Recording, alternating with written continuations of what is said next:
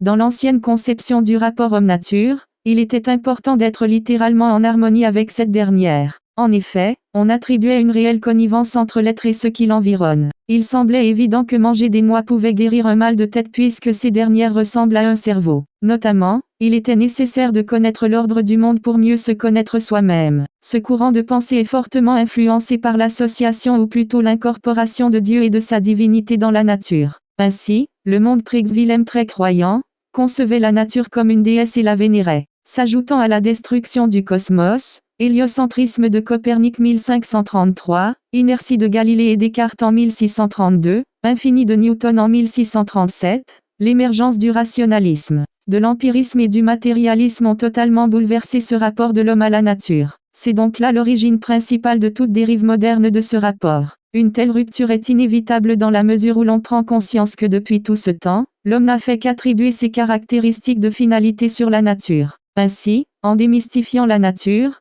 comme le fit Descartes, l'homme lui retire en grande partie ses intérêts. De plus, le développement du concept du moi et de l'individualité a probablement renforcé ce détachement de l'homme à la nature. On pourrait presque parler d'un désir d'indépendance. Et de ce désir s'ensuivit une vraie soif de contrôle pour l'homme, se traduisant par l'industrialisation et l'aménagement qu'a fait l'homme de la nature pour la faire correspondre à sa guise, par exemple les routes, les bâtiments. En réponse à cette rupture et à ce dépôt de la culture humaine sur l'environnement, le courant philosophique des Lumières, OXVI, avait déjà envisagé une reconnexion à la nature. Ils veulent inventer un ordre harmonieux, où l'humain, le végétal et l'animal coexistent et réaliser l'idéal, ce qui prouve que dès justement l'homme moderne, l'apparition de l'homme moderne, la nature fut délaissée. Mais n'est-ce pas ce qui caractérise malgré la conception réparatrice des Lumières, l'humanité le siècle suivant a manifestement rompu avec la nature avec la révolution industrielle. À nouveau, l'homme est anthropocentré puisqu'il se concentre sur ses désirs, ses objectifs, ses idées et se voit toujours plus créatif et novateur, les transports,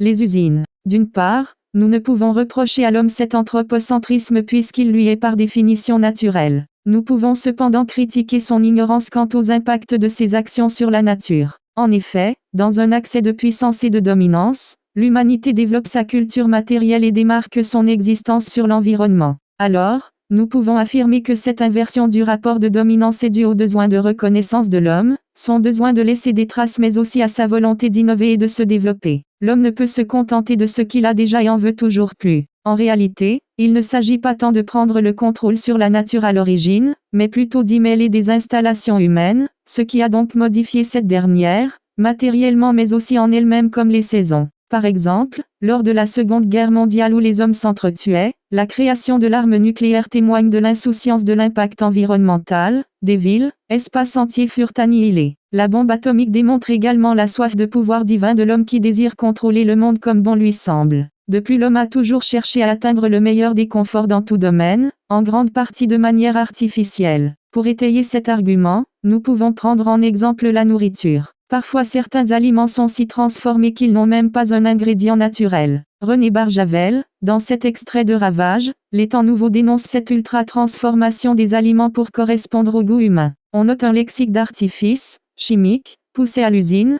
cultivé sous la direction de chimistes, industrialisé. Étant incapable de contrôler la nature, l'homme cherche à la surpasser par le biais des technologies. L'auteur utilise également une approche négative de la nature, à travers l'esprit du futur, avec Marâtre Nature, cette horreur, illustrant un vrai dégoût de l'homme pour la nature. Avec ce roman, il appelle à éviter cet état et à rétrécir l'horizon du progrès pour ne pas tomber dans l'excès. L'humanité défie en ce moment même les lois de la nature à la recherche de l'immortalité. L'homme moderne s'est pour ainsi dire éloigné de la nature dès l'instant où il assouvit ce besoin de nouveauté et d'évolution insatiable. Ces implants artificiels des hommes sur le monde aujourd'hui dénaturalisé est alors la source des rivalités entre l'homme et la nature.